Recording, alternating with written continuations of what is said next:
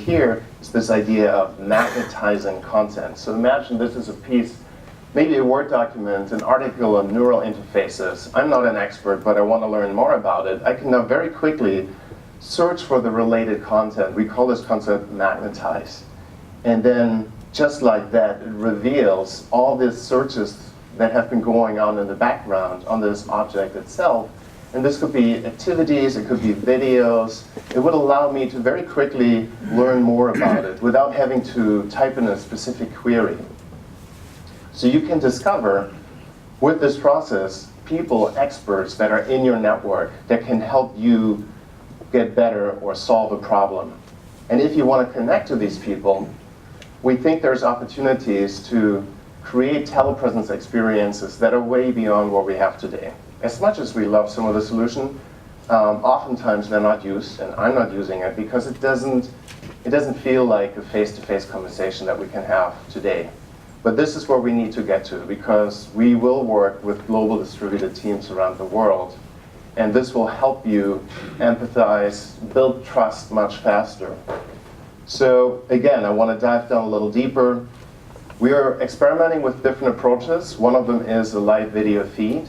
Another one is recreating yourself in software using an avatar approach.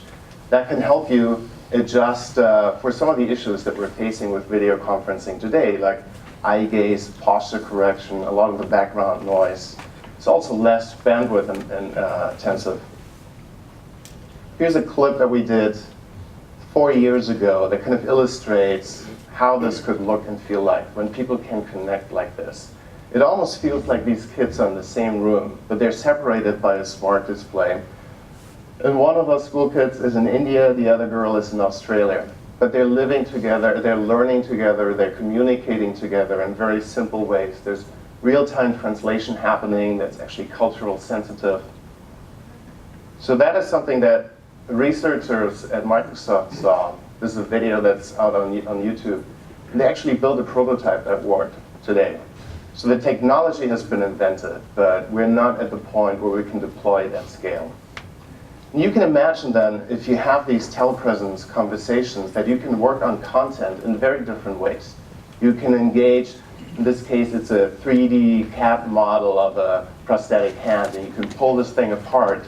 So the aspiration for us is to be able to have a meeting that's actually more productive by being a remote conversation than if I were sitting next to this guy and we were looking at a 2D flat file.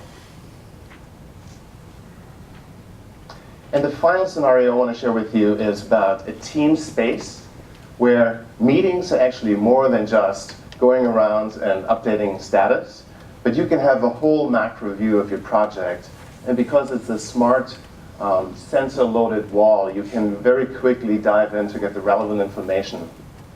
And so again, you can bring in remote participants, you can get on-the-spot analysis, synthesis, data visualization of things that are relevant to you. And when you do that, you can simulate outcomes and you can make decisions in the meeting. And you leave the meeting, hopefully with a shorter action list. So that's my last look, and I thank you. And if there's any questions, I don't know. Actually, I let you go on your questions. And you know what? His time is a little off. I have 59 seconds. Well, actually, you don't. We're a little. It's already 9:35. So I'm sorry that wasn't. You're so tough. you will be able to. I'll be all around all day and happy to talk to you. Thank you. Okay.